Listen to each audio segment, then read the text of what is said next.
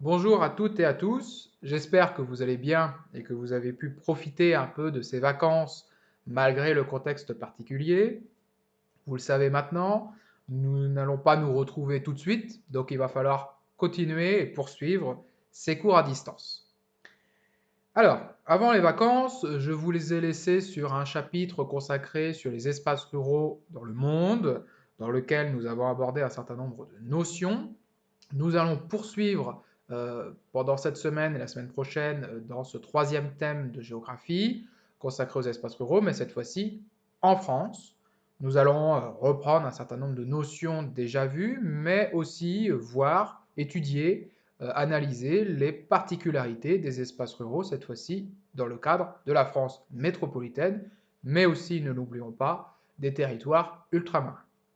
Donc vous pouvez noter le titre de cette séquence numéro 4 de géographie, la France des espaces ruraux multifonctionnels entre initiatives locales et politiques européennes. Le document d'ouverture que j'ai choisi et que vous voyez à l'écran est une couverture du magazine Alternative économique paru en 2018 dont le slogan est assez accrocheur, les campagnes sont de retour. Alors, le magazine a décidé d'utiliser la formule affirmative. J'aurais tendance à plutôt mettre cette affirmation sous la forme interrogative. Et finalement, tout ce chapitre, toute cette séquence va tourner autour de cette question. Est-ce que les campagnes françaises, est-ce que les espaces ruraux français sont-ils dynamiques aujourd'hui ou pas? Nous commençons tout de suite cette séquence par l'introduction. Alors, je vous rappelle que dans une RQP de géographie, que vous aurez à faire en examen l'année prochaine, mais que l'on commence à travailler dès cette année, vous devez faire une accroche. Autant en histoire, l'accroche est une date, un événement, autant en géographie, je vous invite plutôt à faire une citation en accroche ou bien donner un chiffre clé. Et c'est ce que je vais faire justement ici. En commençant avec l'INSEE. Alors l'INSEE, vous le savez sans doute, c'est l'Institut de statistique en France, qui fait un certain nombre de données et qui établit des rapports, notamment le rapport que vous avez ici sous les yeux, INSEE Première, là un numéro qui est paru en octobre 2011. Alors pourquoi ce numéro?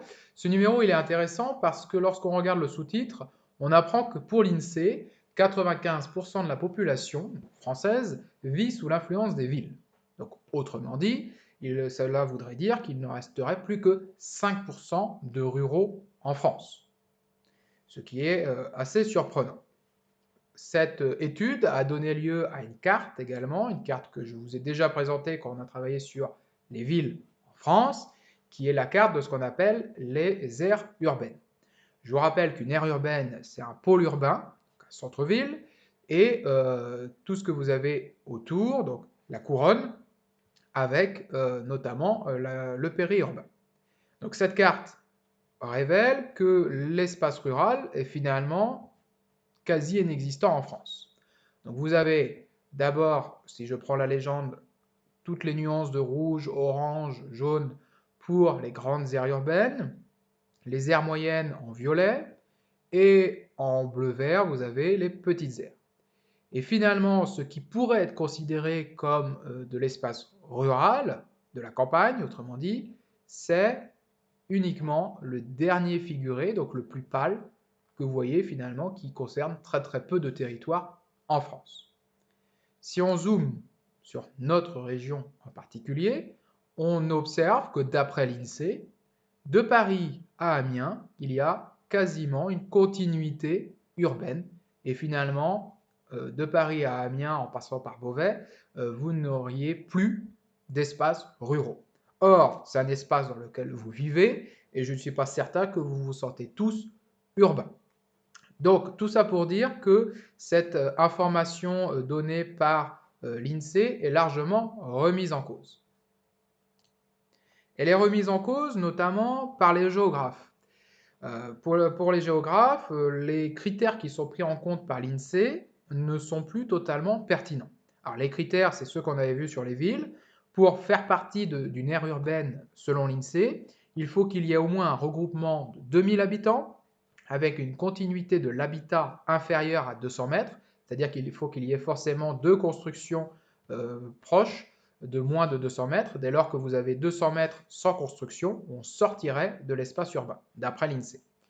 On intègre également dans l'aire urbaine toutes les communes où vous avez au moins 40% de la population qui travaille tous les jours dans le pôle urbain. Voilà les critères qui sont pris par l'INSEE. Or, si on prend ces critères-là, cela voudrait dire que ce genre de territoire, donc là vous avez le centre-ville de Beauvais, c'est du territoire urbain, mais que ce genre de territoire, donc là cette fois-ci vous avez Rochy-Condé à la sortie de Beauvais, soit aussi de l'espace urbain. Or, on ne peut bien évidemment pas mettre dans le même panier un centre-ville et un espace comme celui-ci, où là, avec cette vue aérienne, on voit quand même que les constructions sont très largement minoritaires. Donc, la première idée, c'est le fait que la nomenclature, l'organisation, la classification des communes par l'INSEE est quand même largement remise en cause. Donc vous pouvez noter, en guise de trace écrite pour l'introduction, qu'en 2011, l'INSEE annonce la quasi-disparition de l'espace rural, qui serait hors de l'influence des villes. C'est 5% de la population. La France serait donc totalement urbanisée. Cette déclaration entraîne une réaction des géographes qui dénoncent les critères retenus par l'INSEE. N'hésitez pas à mettre sur pause pour avoir le temps de noter la trace écrite. Alors, suite aux critiques des géographes, l'INSEE a revu sa copie, notamment grâce à un institut de statistique européen qui s'appelle Eurostat et qui, eux, se base sur un autre critère, celui de la densité. Je vous rappelle que la densité, c'est le nombre d'habitants au kilomètre carré. Donc, ce qu'a fait Eurostat, c'est qu'ils ont pris la carte de l'Europe, ils ont découpé le territoire en carrés de 1 km sur 1 km et ils ont comptabilisé le nombre d'habitants dans chacun de ces carrés. Ce qui a donné lieu à un classement des communes en 4 catégories: les communes densément peuplées, les communes à densité intermédiaire, les communes peu denses et les communes très peu denses. Pour Eurostat, ces deux dernières catégories, donc les communes peu denses et les communes très peu denses, constitueraient l'espace rural. Or là, les chiffres sont totalement différents. Donc, je vous présente la carte qui a été issue de ce travail d'Eurostat, qui a été reprise par l'INSEE à l'échelle de la France. Donc ici, vous avez les espaces peu denses et les espaces très peu denses. Donc c'est le orange le plus pâle et le jaune. On voit que contrairement à la carte que je vous présentais tout à l'heure de l'INSEE, on a des espaces ruraux beaucoup plus nombreux. Si on prend un chiffre, tout à l'heure, je vous disais que pour l'INSEE, il n'y avait plus que 5% de ruraux en France. Pour Eurostat, on est à 35%. Donc vous pouvez noter qu'en 2015, l'Institut de statistique européen, Eurostat, prend en compte un autre critère, la densité de population. Le territoire est divisé en carrés de 1 km sur 1 km et on compte le nombre d'habitants sur ce territoire. D'après cette étude, l'espace rural rassemble 35% de la population française et 90% du territoire. Alors la question que normalement vous devez vous poser, c'est pourquoi arrive-t-on à cette différence aussi énorme entre Eurostat et INSEE? La réponse, c'est le périurbain. D'un côté, vous avez l'INSEE qui considère que le périurbain, c'est un territoire intégré à la ville. De l'autre, pour Eurostat, c'est un territoire qui fait encore partie du rural. Pour les géographes, c'est un territoire qui est finalement de transition entre les deux. J'y reviendrai plus tard. Conclusion de cette définition française de l'espace rural, vous notez qu'en France, on définit l'espace rural d'un point de vue statistique. Voilà le premier élément de cette introduction sur la définition du rural en France. Maintenant, la définition géographique de l'espace rural. Je reprends la définition que j'avais présentée pour les espaces ruraux dans le monde. Donc vous la renotez parce qu'elle est nécessaire à connaître. Vous notez qu'en géographie, l'espace rural, synonyme de campagne, est d'abord l'opposé de l'espace urbain, c'est-à-dire des villes. Il est marqué par 4 critères essentiels. La densité. La densité, on vient de le voir, c'est la densité d'habitants, mais c'est aussi la densité de construction, la densité d'emploi, de services. Deuxième critère, le paysage. L'espace rural, de manière générale, c'est un espace où on a une prédominance des forêts, des champs cultivés, des prairies, mais aussi des villages. Un exemple pour illustrer ce deuxième critère, vous avez ici deux paysages caractéristiques de nos campagnes françaises. En haut à gauche, des champs cultivés, ici donc des champs de colza dans les Yvelines. En bas à droite, vous avez un village traditionnel en Bretagne, à Rochefort-en-Terre. Troisième critère, les fonctions économiques. Alors les fonctions économiques, c'est la place importante accordée aux activités agricoles, en nombre d'emplois et en surface occupée. Et enfin, dernier critère, un cadre de vie idéalisé. On associe souvent à l'espace rural le calme, la présence de grands espaces, l'accès à la nature, etc. D'accord? Donc voilà, cette introduction a été décomposée en deux. Vous aviez la définition de l'espace rural en France, là la définition de l'espace rural de manière géographique, générale. Fin de cette introduction. Vous notez que depuis les années 1960, les campagnes françaises se transforment et doivent faire face à de nouveaux défis. Et c'est ce que nous allons voir à présent. Problématique, donc question à laquelle on va répondre à travers cette séquence. En quoi les espaces français font-ils face à des dynamiques qui nécessitent des politiques d'aménagement?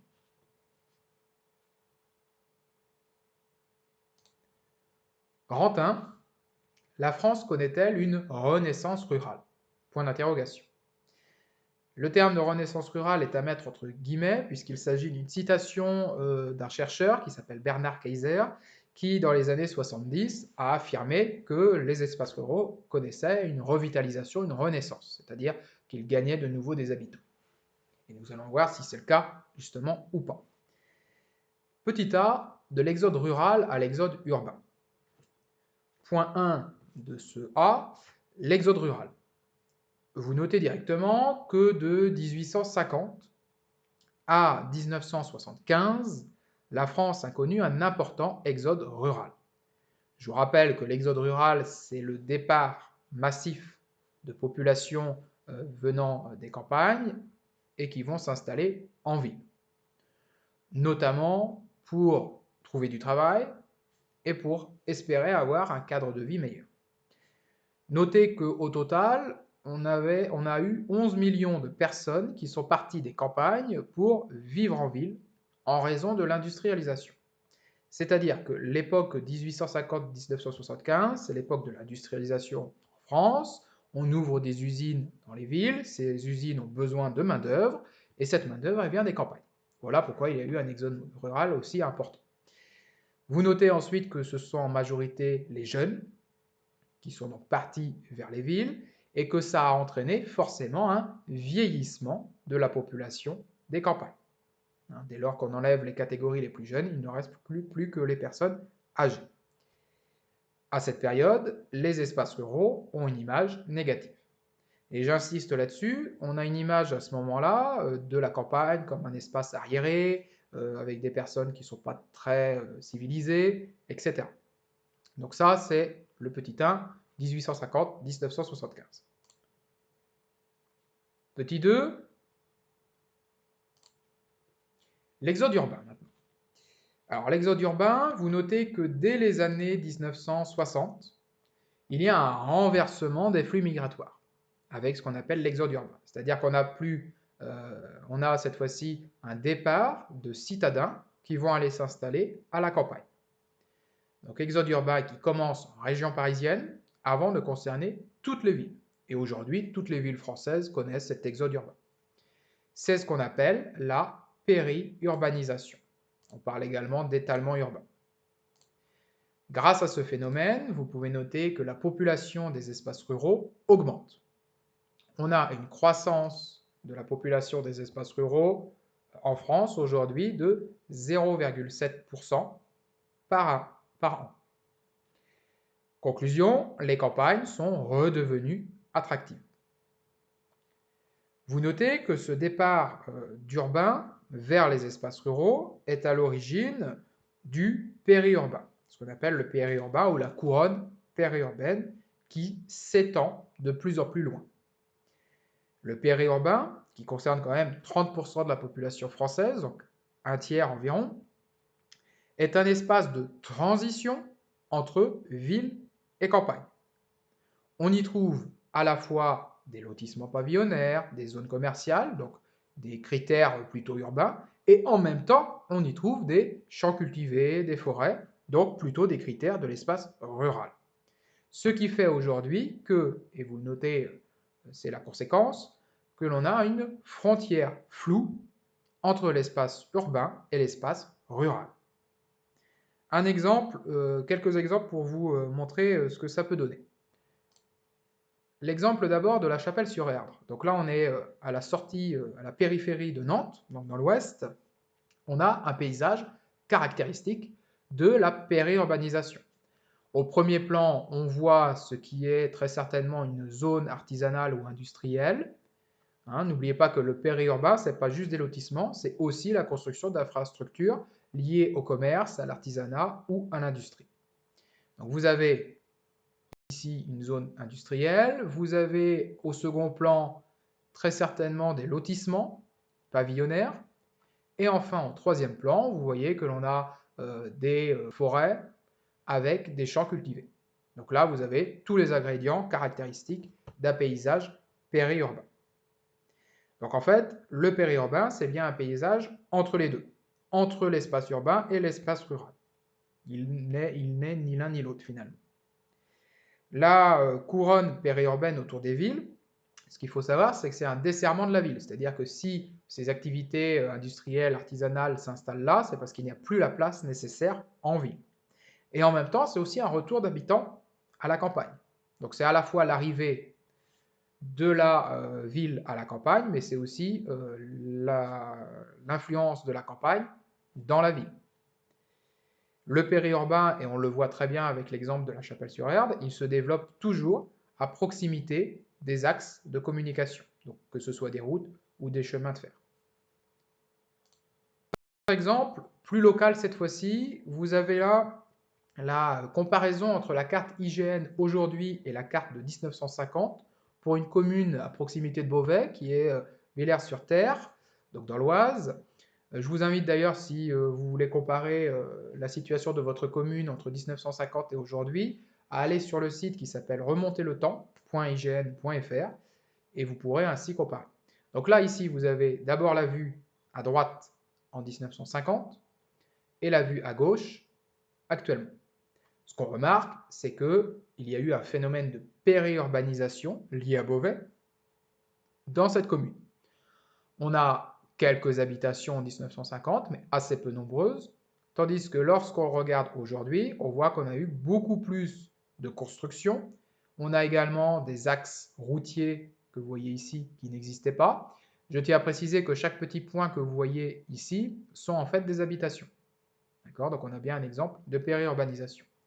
Autre exemple, toujours dans le Beauvaisis, ici une vue prise depuis la route, donc sur Google Maps, vous avez en arrière-plan en fait un lotissement pavillonnaire, donc à Rochy-Condé, qui est caractéristique de la périurbanisation, c'est-à-dire une route et des deux côtés des maisons individuelles avec jardin. Alors qui sont ces périurbains, ces néo-ruraux qui arrivent à la campagne? Vous notez que ces néo-ruraux sont composés essentiellement de jeunes retraités, souvent d'ailleurs des personnes qui sont parties dans les années 50 ou 60 de leur campagne et qui reviennent, et de jeunes couples avec enfants. De manière générale, la trajectoire aujourd'hui des Français est souvent la même. Vous êtes jeune, vous partez en ville pour suivre vos études, puis vous vous mettez en couple, vous avez un enfant, deux enfants, et très vite, vivre en appartement devient compliqué, et donc vous décidez de devenir propriétaire et de vous installer à la campagne. Ces flux migratoires, justement, j'y viens, s'expliquent par deux raisons. Première raison, qu'on pourrait considérer comme une contrainte, c'est le coût du logement dans les centres-villes et la saturation, c'est-à-dire le fait qu'il n'y ait pas assez de logements pour tout le monde. Vous prenez Paris aujourd'hui, le loyer moyen à Paris est exorbitant. Donc, certaines catégories de la population quittent les villes, vont dans le périurbain, donc dans l'espace rural, parce qu'elles n'ont pas le choix. Deuxième raison, cette fois-ci le choix en lui-même. Le désir d'avoir un cadre de vie campagnard, entre guillemets, avec le calme, les espaces verts, la volonté de devenir propriétaire d'une maison avec jardin, cette espèce d'idéal type de la vie, de l'habitat, vous le voyez ici avec cette publicité en ligne pour un lotissement pavillonnaire dans le village de Sumène, dans le sud de la France. Donc vous avez, alors là c'est même plus le pavillon, hein, c'est une maison déjà assez grande, la piscine en plus, bon, vous avez le jardin, et vous avez en arrière-plan le paysage vert, naturel entre guillemets. D'accord? Donc cette publicité incarne bien l'idéal type du périurbain. Les nouveaux habitants, vous pouvez le noter, ont une image idéalisée de la ruralité. Alors, entre ces deux raisons, aujourd'hui, celle qui prime le plus, qui a le plus d'importance, ça reste le choix. Vous pouvez noter qu'aujourd'hui, les motivations sont de plus en plus environnementales. Tout ce départ à la campagne est souvent lié à un projet familial. Ces néo-ruraux aussi, vous n'avez pas besoin de le noter, mais sachez-le, sont aussi sensibles au fait d'avoir un lien plus court, plus direct avec les agriculteurs, avec les producteurs. N'hésitez pas à mettre sur pause pour avoir le temps de noter l'ensemble de la trace écrite. Nous passons à présent au petit 3. Alors petit 3, une frontière urbain-rural floue. Vous notez directement que les modes de vie dans les campagnes ont profondément changé avec le développement de la voiture. Et c'est ce qu'on appelle les mobilités pendulaires. Pour vous expliquer en quoi ça consiste, vous allez réaliser le schéma suivant. Donc avant de le réaliser, écoutez les explications pour bien le comprendre. Donc vous avez là le schéma des mobilités pendulaires entre la ceinture périurbaine, donc le périurbain, et le pôle urbain, la ville. Le point de départ est toujours le domicile, que vous voyez donc ici au centre. Ce domicile, il se trouve dans le périurbain, donc dans l'espace rural. Or, les néo-ruraux qui viennent y habiter, sont des personnes qui continuent de travailler, de consommer et d'accéder à des loisirs en ville, bien souvent. Ce qui entraîne des déplacements quotidiens, réguliers, entre leur domicile et ces lieux d'activité. D'accord ? D'où le fait que vous avez ici une flèche qui va dans les deux sens, vers le travail, vers les services et vers les loisirs. D'accord ?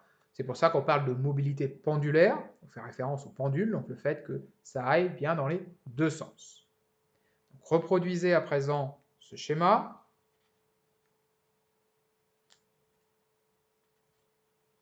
Un point de précision, alors bon, le travail, je ne développe pas plus, mais accéder aux loisirs et aux services, c'est le fait, par exemple, d'accéder au magasin. Vous êtes certainement concerné, à un moment, vous avez besoin d'acheter des vêtements, bon, bah, vous vous rendez dans une zone commerciale, généralement dans le pôle urbain, le plus proche. Pour accéder aux hôpitaux, donc pour tout ce qui est motif de santé, tout ce qui est lié à l'administration également. Il faut savoir également que les ménages qui habitent dans le périurbain, donc les néo-ruraux, sont ceux qui ont le plus de voitures. On considère qu'en moyenne, les ménages du périurbain ont 2 voitures ou plus. Ces mobilités qui sont apparues dans les années 60-70, aujourd'hui, elles s'allongent de plus en plus et ça pose des problèmes. Donc vous pouvez noter, suite de la trace écrite, que ces déplacements s'allongent au fur et à mesure de l'étalement urbain. Plus la ville s'étale, plus on a des habitants qui viennent de loin pour venir travailler dans la ville, ce qui entraîne, vous le notez, un coût important du carburant dans le budget des ménages les plus éloignés des villes, qui du coup subissent ces mobilités. Et là, on a une sorte de paradoxe. C'est-à-dire qu'on a des néo-ruraux qui veulent s'installer à la campagne, souvent d'ailleurs plutôt modestes, sauf qu'ils ne peuvent pas acheter un terrain au plus proche des villes, ils sont obligés d'aller plus loin pour trouver un terrain qu'ils peuvent acquérir, dont ils ont les moyens de l'acheter. Et donc, déjà, ils dépensent une certaine somme d'argent dans cet achat. Le problème, c'est que tous les jours, ils vont devoir aller travailler dans la ville. Et donc, c'est eux qui vont dépenser le plus de carburant. Or, c'est aussi eux qui gagnent le moins. Donc, très vite, ils vont devenir, en fait, victimes de la périurbanisation. Et ces mêmes périurbains les plus éloignés, c'est eux qui ont animé le plus, qui étaient le plus présents au début, et j'insiste bien là-dessus, au début du mouvement des Gilets jaunes l'année dernière. Ces déplacements posent aussi un autre problème, un problème environnemental cette fois-ci, notamment avec les embouteillages, la pollution, que ce soit sonore ou au niveau de l'air, l'absence de transport en commun aussi dans les espaces ruraux. C'est-à-dire que dès lors que vous habitez à la campagne et que vous travaillez en ville, il n'existe bien souvent pas de transport en commun et donc la voiture est la seule solution. Voilà, donc vous n'avez pas besoin de noter tout ça. Par contre, vous notez à la suite, donc on est toujours dans le mode de vie, que les néo-ruraux recherchent les avantages de l'espace rural, la proximité avec la nature et ou le littoral, tout en conservant un mode de vie urbain, le travail ou l'accès aux services. Autrement dit, ils veulent, ces néo-ruraux, avoir les avantages de la campagne sans renoncer à ceux de la ville. Donc c'est bien pour ça que j'arrive en conclusion au fait qu'aujourd'hui, il n'y a plus de séparation nette entre les espaces ruraux et les espaces urbains, mais des interrelations fortes. Par cela, j'entends des liens de dépendance et d'influence entre les uns et les autres. Au 19e, début 20e, vous passiez de la ville à la campagne, cela se voyait nettement. Aujourd'hui, avec le périurbain, vous avez une sorte de zone tampon, de zone de transition entre les deux. D'accord? D'où cette idée qu'il n'y a plus de frontières nettes.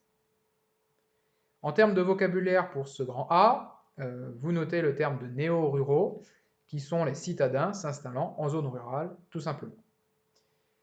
Donc, si on s'arrête sur ce grand A, pour le moment, il existe bien une renaissance rurale, pour reprendre mon titre du grand A.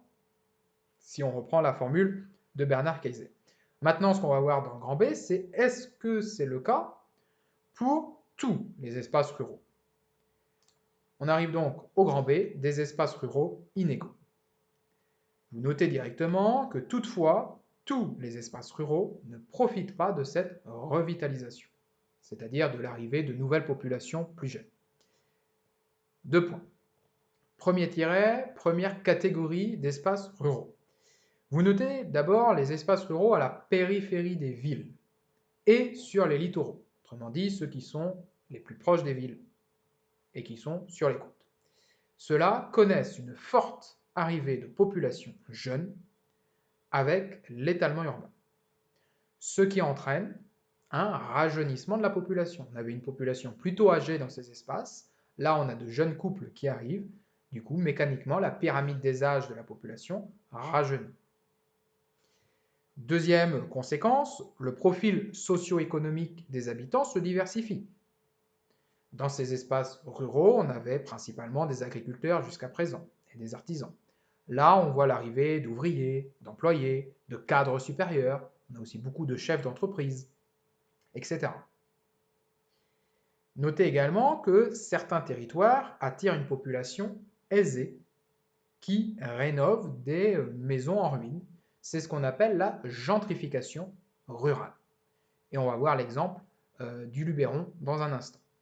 Alors, juste un point sur la gentrification rurale. Rappelez-vous, on avait vu la gentrification dans les villes, qui était le fait que dans un quartier, on avait le remplacement d'une population plutôt défavorisée, ouvrière, par une population aisée.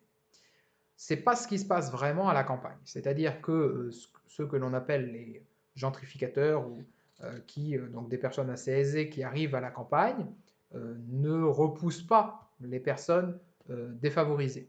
Ils arrivent bien souvent dans des villages, dans des maisons qui sont abandonnées. D'accord?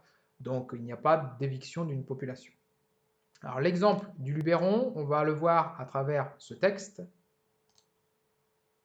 qui est présent d'ailleurs dans le manuel, c'est le document 2, page 208. Donc je vais le lire avec vous et ça va servir d'exemple dans une future RQP. Donc ce territoire, le Luberon, alors juste un point de localisation sur le Luberon c'est dans le sud-est de la France, c'est un massif de moyenne montagne qui fait partie des Alpes et qui est caractérisé par des maisons traditionnelles, anciennes, pour certaines médiévales. Je reprends le texte. Donc ce territoire, le Luberon, marqué par des villages perchés médiévaux renommés, a été investi depuis les années 1930 par des communautés d'artistes, sur l'exemple des peintres André Lotte, Marc Chagall ou de l'acteur Samuel Beckett. Un point là-dessus, je vous rappelle que la gentrification dans les villes aussi, c'est d'abord l'arrivée d'artistes. Le massif a ensuite été intégré à l'attractivité d'Avignon et de son festival, et a bénéficié dès lors des choix résidentiels d'une population à fort capital culturel et financier en provenance de Paris, Marseille et d'Aix-en-Provence. Ces moteurs résidentiels ont transformé une pratique encore marginale en une mode d'élite culturelle autour des pôles de Gordes, Oppède et Roussillon. À partir des années 1980, la tendance s'est encore élargie à de nouvelles populations très aisées du cinéma, de la télévision, mais aussi du secteur de la finance et de la politique, constituant ainsi une classe de gentrifieurs fortunés qui ont diversifié encore les profils des habitants, mais surtout conduit à un processus spéculatif de valorisation maximale du foncier. Autrement dit, cela veut dire que le prix d'une maison dans le Luberon a fortement augmenté à partir du moment où la gentrification s'est faite. La pression foncière s'exerce tout particulièrement au détriment de l'activité agricole et devient conflictuelle. Donc, cela veut dire qu'il y a eu des conflits d'usage avec les habitants originaires du Luberon et notamment les agriculteurs. Donc là, on a un exemple extrêmement intéressant avec le Luberon, puisqu'on a une gentrification qui est déjà extrêmement ancienne, puisqu'elle date des années 1930. Donc ça, c'est la première catégorie de territoires, les territoires ruraux, qui profitent largement de la renaissance rurale. Deuxième catégorie, deuxième tiret, à l'inverse, peu de néo-ruraux, vous notez, vont s'installer dans les espaces ruraux les plus éloignés des villes. Ces espaces, on les a ce qu'on appelle l'hyper-ruralité. Et cela concerne 5% de la population française. C'est en fait l'espace rural considéré par l'INSEE, dont je vous parlais dans l'introduction. Ils subissent, vous rajoutez, ils subissent aussi parfois certains handicaps géographiques qui les isolent, c'est-à-dire qu'ils ont aussi un certain nombre de contraintes naturelles. Exemple, les massifs montagneux qui sont moins attractifs. Je pense notamment au massif central. Les urbains qui s'installent dans ces territoires sont souvent des ménages modestes ou des retraités. Donc pas des personnes qui ont forcément beaucoup de moyens pour investir et faire vivre l'économie locale. Enfin, vous notez que ces territoires ont une très faible densité, une population vieillissante et une pauvreté importante. Un exemple là-dessus, je reviendrai à la trace écrite juste après. Alors un exemple avec cette carte du niveau de vie des Français en 2015, donc plus vous allez vers une couleur foncée, plus le niveau de vie est important. Plus la couleur est claire, au contraire, plus le niveau de vie est faible, donc où il existe plus de pauvreté. Si on regarde cette carte et qu'on la mettait sur la carte des villes de France, on remarque que c'est toujours dans les villes et à la périphérie des villes que l'on a des revenus, un niveau de vie plus important. Par contre, vous avez tous les espaces ruraux qui ici apparaissent de manière assez claire, et cela veut bien montrer que le niveau de vie dans les espaces ruraux est plus faible en général que dans les espaces urbains. Donc contrairement à l'idée qu'on peut avoir, la campagne française peut aussi être pauvre, et surtout dans les territoires dont je vous parle ici, l'hyper-ruralité. Je reviens à la trace écrite.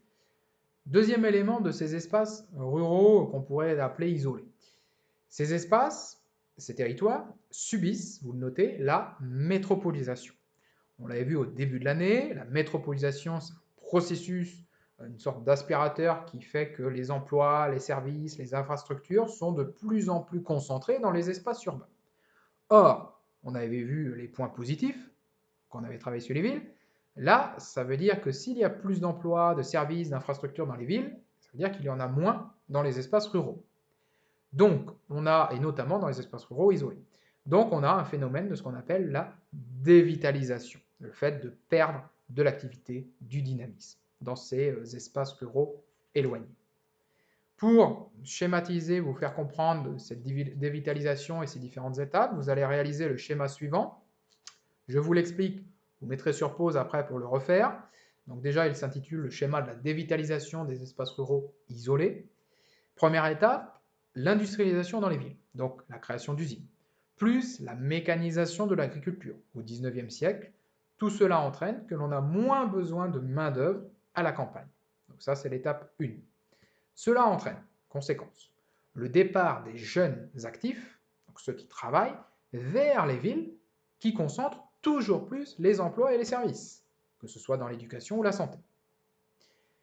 Cela entraîne un vieillissement et une baisse de la population. Nécessairement, qui dit vieillissement dit que vous allez avoir à un moment donné plus de décès que de naissances. Or, mécaniquement, cela veut dire que la population va baisser. Or, ce vieillissement et baisse de la population, ça entraîne, dernière étape, la fermeture d'écoles. Alors ça commence toujours par le fait de fermer des classes, on regroupe des élèves de différents niveaux, vous avez peut-être connu ce genre de situation, la fermeture de gares, la fermeture de commerces de proximité. Vous avez aujourd'hui des communes en France, et on s'en rend compte actuellement avec le confinement, qui n'ont pas de commerce de proximité sur la commune. Et enfin, les déserts médicaux et la fracture numérique que je vais développer dans un instant. Dernier élément que vous rajouterez, cette dernière conséquence de fermeture d'écoles, de gares, etc., ça entraîne de nouveau un départ des jeunes actifs. C'est-à-dire que le peu d'actifs qui restent, voyant la fermeture de tous ces services publics, décident à leur tour de partir. Donc c'est une sorte de cercle vicieux, en quelque sorte. D'accord ? Donc prenez le temps de mettre sur pause et de recopier avant que je ne détaille certains éléments. Alors, je vais détailler notamment la faible présence d'infrastructures de transport et de services. Si on prend ce graphique, qui nous montre la variation du nombre de communes équipées en services publics entre 1980 et 2013. On remarque que les espaces ruraux isolés, qui apparaissent en vert ici, sont ceux qui connaissent une forte baisse des services publics. Deux exemples. On enregistre moins 41% de gares dans ces communes, moins 40% d'écoles primaires, ce qui est énorme, et cela continue. Deuxième élément, les déserts médicaux. Vous avez ici une carte très intéressante qui a été publiée dans Le Monde il y a quelques années, en 2017, sur les déserts médicaux. Les déserts médicaux, c'est quoi? Ce sont des espaces où les habitants ont énormément de difficultés à trouver des médecins généralistes, des spécialistes, pour accéder à la santé. Alors ici, il y a eu une note de synthèse qui a été faite par territoire. Plus le territoire apparaît de manière foncée, donc vers rouge, rouge foncé, moins il y a d'offres de santé. C'est-à-dire que moins il y a de médecins, de spécialistes, etc. Au contraire, plus vous allez vers du bleu, vert, etc., plus il y a d'offres de santé. Ce qui apparaît très nettement, c'est que de manière générale, les espaces ruraux sont ceux qui sont le plus confrontés à ce manque d'offres de santé. Si on zoome sur notre région à nous, donc entre Paris et Amiens, on observe qu'il y a quand même pas mal de cantons qui apparaissent en rouge, et donc cela révèle qu'on a une situation qui est plutôt moyenne, voire négative, dans l'accès à la santé dans nos territoires. Je pense que vous avez déjà été confrontés, vous ou vos parents, à ce problème. Or, et c'est là qu'on voit que tout est lié, comment voulez-vous attirer des médecins dès lors que dans le village, il n'y a pas de service de base? Exemple, avec cette caricature de Plantu. Vous avez là une caricature qui montre une commune rurale avec un maire et son écharpe tricolore qui accueille un médecin et qui lui dit « Allez mon pote, il faut montrer l'exemple ». Or, dans cette commune, on voit que l'école a fermé, la poste a fermé, la police a fermé. Autrement dit, comment voulez-vous que des médecins aient envie de s'installer dans ces territoires après avoir été formés en ville, en sachant qu'ils n'auront pas tous ces services? Imaginons un jeune médecin qui fonde sa famille, comment voulez-vous qu'il ait envie de s'installer dans une commune où il n'y a pas d'école? Bon. Donc on voit la difficulté de ces territoires. Enfin, dernier élément, la fracture numérique. Alors la fracture numérique, c'est le fait d'avoir pas ou peu de connexion Internet, un réseau mobile défaillant, voire absent. Et ça, cette fracture numérique, je dirais qu'on la subit énormément en ce moment. Le confinement et l'enseignement à distance a révélé les failles finalement du système et certains élèves n'ont pas accès aux cours, déjà parce qu'il n'y a pas de connexion du tout ou pas de connexion de qualité dans leur territoire.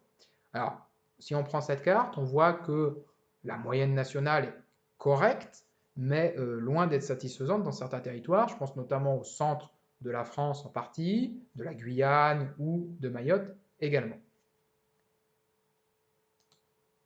Alors on reprend la trace écrite. Toutes ces raisons, là, tout ce qu'on vient de voir, cette dévitalisation, le départ de services publics, ça explique pourquoi ces territoires, et vous le notez, se sentent abandonnés par l'État.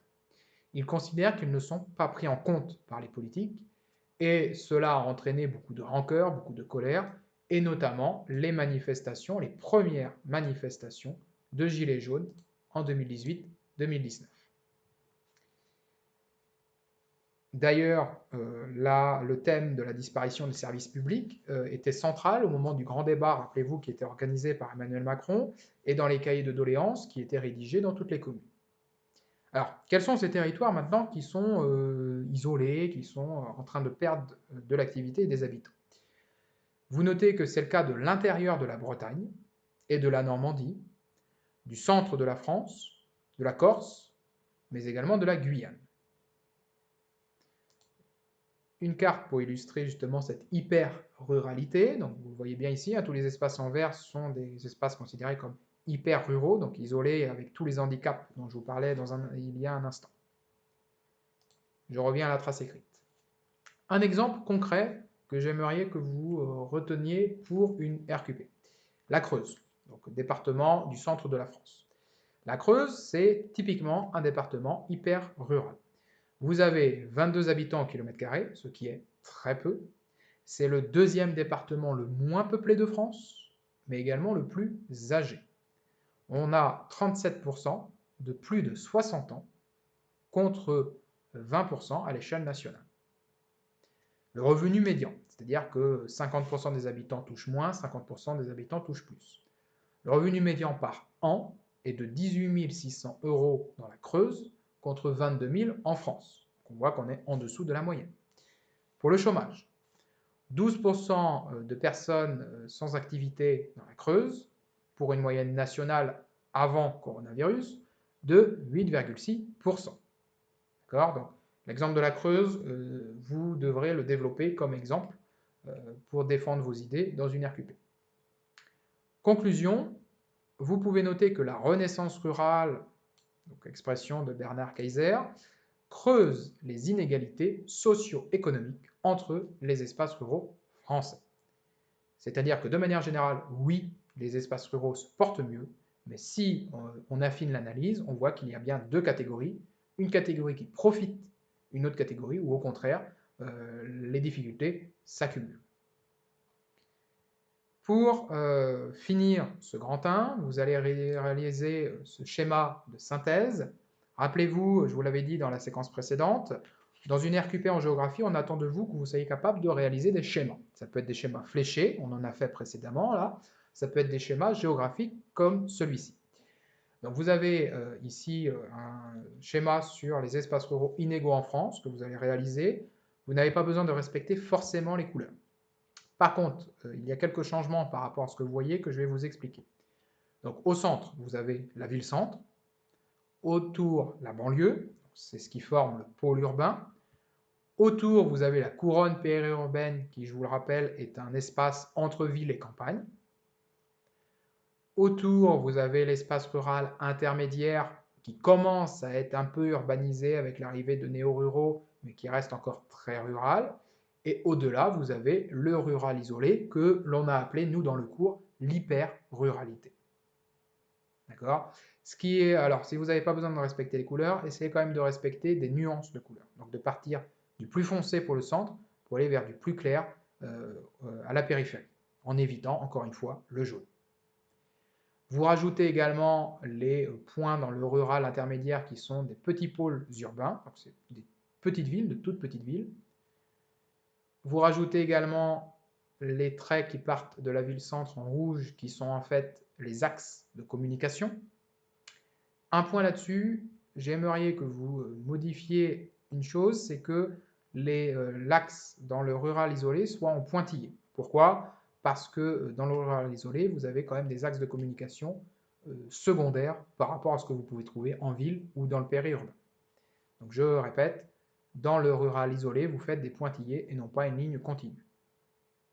Et enfin, dernier élément, vous allez faire ce qu'on appelle le gradient de ruralité. C'est-à-dire que vous avez des espaces plus ruraux que d'autres.